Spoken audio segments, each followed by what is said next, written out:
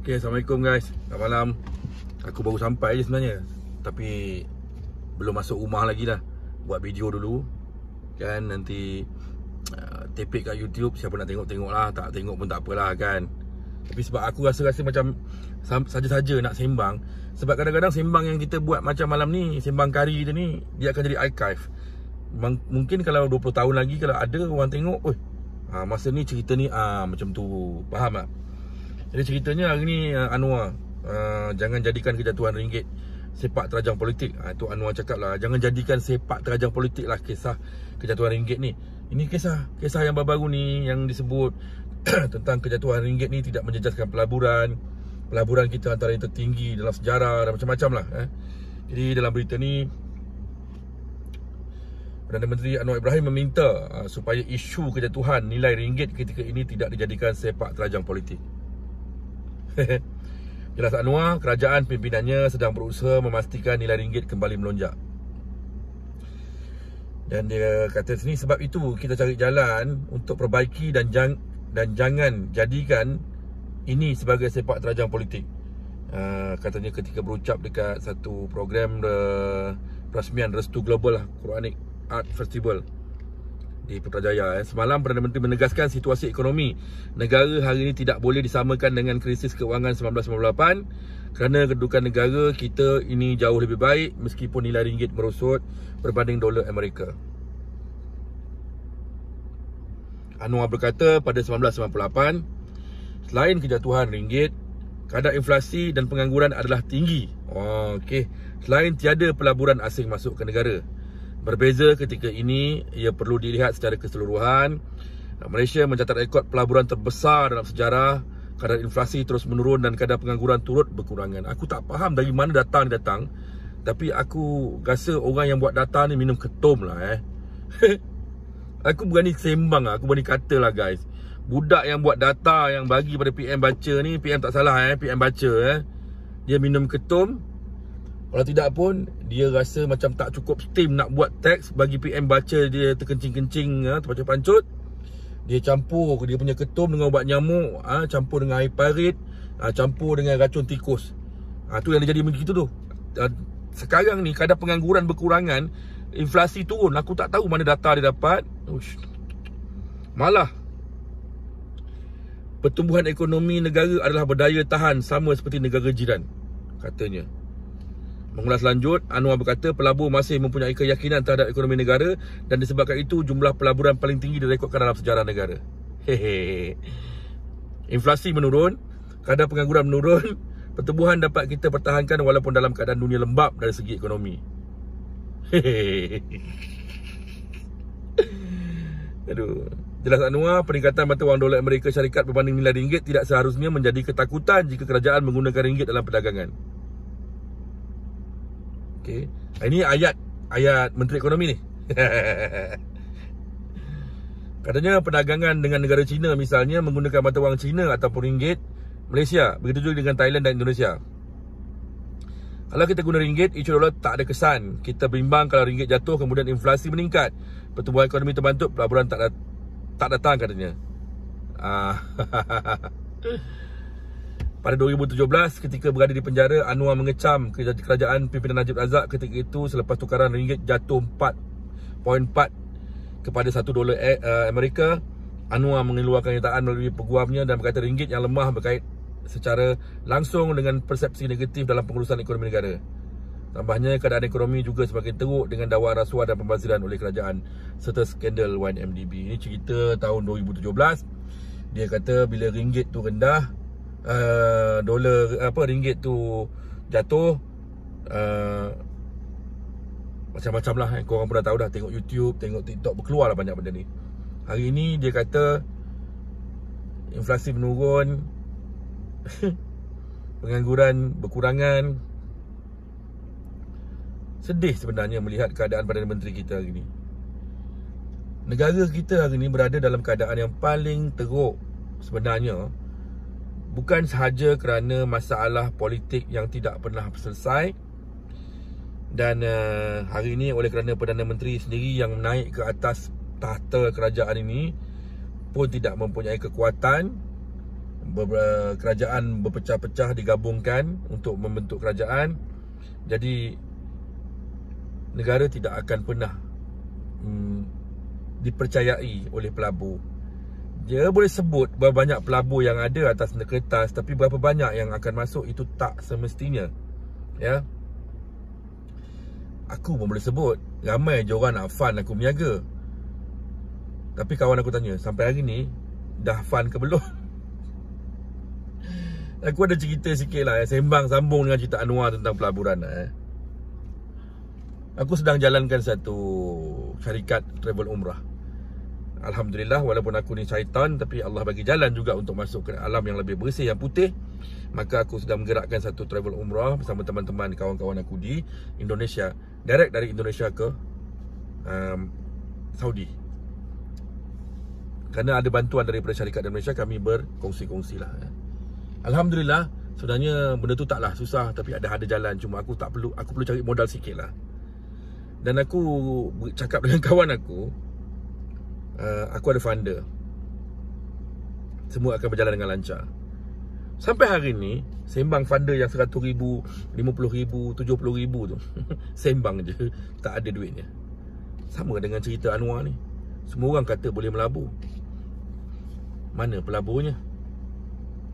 Kita tengah bercakap soal hari ni rakyat semakin parah, semakin gelisah.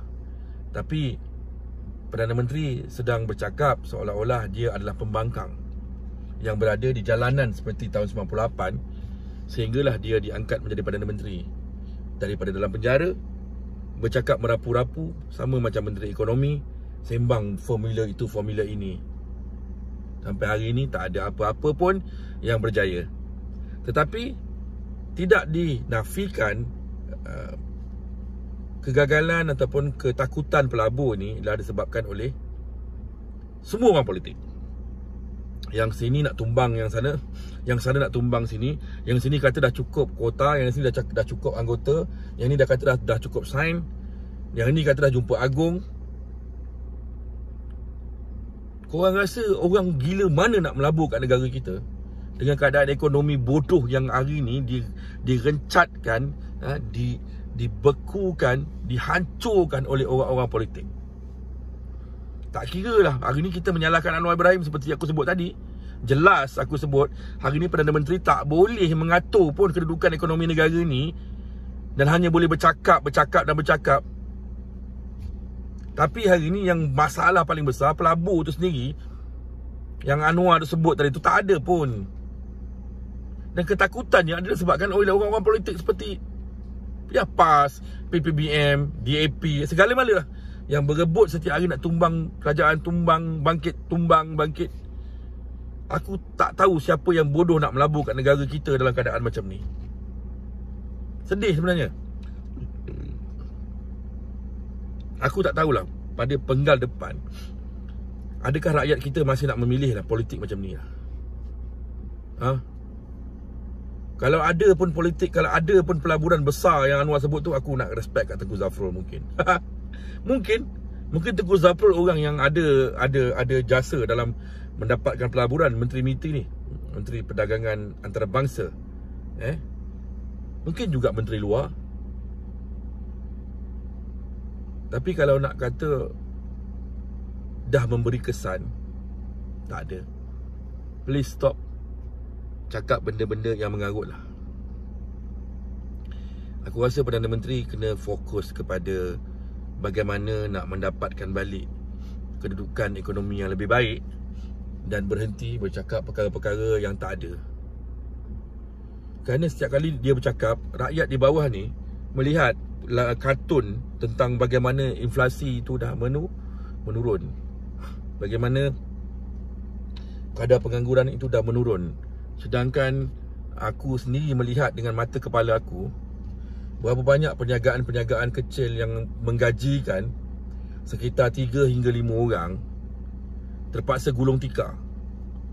Setiap kali ada satu perniagaan baru dibuka, 20 hingga 30 perniagaan tutup. Dan mereka ada menggajikan pekerja. 10 perniagaan tutup, kalau 5 orang pekerja, 50 orang tidak bekerja. Pengangguran tu, bos. Dan mereka nak cari kerja balik agak susah. Dan hari ini ada yang kata tak apalah, gaji 1,000 pun boleh lah, janji ada gaji. Sedangkan kadar gaji minimal kita 1,500. Tapi siap macam mana orang meniaga nak bayar kita sampai 1,500 kali dengan 5-6 orang, 10 orang. Sedangkan bisnes dia sendiri berada dalam keadaan yang paling kritikal. Dan sebenarnya mereka dah jual kereta, jual rumah, jual tanah macam aku untuk cover balik bisnes tu. Mungkin nanti korang cakap apa? Kau bukan pandai berniaga, kau bodoh. Ada sahabat aku tu, Esko Negeri Selangor hari ni. Aku pegang cakap dia. Dan aku nak tengok dia nanti, lepas dia berhenti daripada jadi ahli politik, berhenti menyamun daripada dalam politik nanti, dia nak hidup macam mana. Tapi yalah, biasalah, penyamun-penyamun politik ni hidupnya kaya-raya lepas dia habis politik. Ni satu kawan aku lah, Esko Kerajaan Negeri Selangor lah. Dia hina aku, dia kata aku tak pandai berniaga. Macam mana aku nak pandai berniaga kalau kau berniaga, duit yang kau dapat daripada menyamun? Aku nak kena cari duit kais. Beza bos. Siapa yang tahu aku sebut siapa ni, dia akan faham.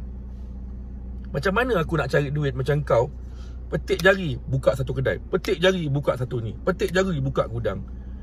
Sana samun 20%, sana samun 10%, sana samun 15%, sana samun 30%. Kau cakap lepas tu aku tak pandai berniaga. Itu haram jadah namanya. Kau samun sana, kau samun sini, bos kau punya pun kau lipat. Lepas tu kau cakap aku bodoh. Brother, aku berniaga, aku pakai duit sendiri. Aku berniaga, aku pinjam bank. Aku berniaga, aku bersama kawan-kawan kumpul duit. Faham? Tapi amount aku kecil walaupun aku dah berusaha macam tu. Tapi kau amount juta, kau samun, lepas tu kau sembang aku. Orang tu boleh bagi pinjam, orang ni boleh bagi, orang ni bagi, awak tak pandai. Hehehe. Tak apalah, mungkin itu kepandaian kau lah. Sebab tu kau dipanggil orang berniaga, bukan macam aku, So itulah guys, agak melucukan cerita aku ni. Tapi kisah hidup yang sebenarnya related, terkait dengan apa yang Anwar Ibrahim sedang sebut tadi. Tak ada bos, perniagaan banyak tutup. Kawan-kawan aku banyak gulung tikar. Hari ni kami nak kumpul 15,000 pun susah. Beritahu kepada Perdana Menteri, hari ni kita dengan kawan-kawan try lah nak pump sikit lah satu bisnes. Kita nak kumpul 15,000 je. Ya Allah, susah. Jadi jangan sembang lah tentang inflasi menurun dan sebagainya ni, kerana tak berlaku lah. YB yang amat berhormat Perdana Menteri, aku bukan nak hina, aku bukan nak condemn, tapi penulis teks ni atau penasihat ni tolonglah be careful lah. Kenyataan-kenyataan begini agak kurang disenangi kerana mempunyai elemen yang nampak merendahkan Perdana Menteri itu sendiri. Yang kita tahu Perdana Menteri hari ni bukan orang calang-calang, dan mereka mahu Anwar Ibrahim naik ke atas tahta untuk menunjukkan bahawa keupayaan Anwar boleh mengembalikan balik ekonomi negara. Tapi malangnya Anwar boleh sebut tentang macam mana zakat nanti nak minta tolong dia allies dengan jabatan-jabatan lain untuk menoktahkan kemiskinan. That is very stupid. Faham tak? Zakat dia ada cara tata kelolanya, bukan semudah itu. Wak Imam, kau Perdana Menteri pun bukan bidang kuasa Perdana Menteri. Nanti zakat itu ada bidang kuasanya dalam tuntutan agama, amanah, dan dia juga di bawah kerajaan negeri, Sultan ni. So penasihat-penasihat Perdana Menteri ni nampak begitu lemah. Tolonglah jangan putar-putar benda macam ni. Please, tolong satu benda yang boleh bangkit ekonomi, yang boleh push pelabur masuk. Jadi jangan sembang. Okay, bye-bye. Assalamualaikum.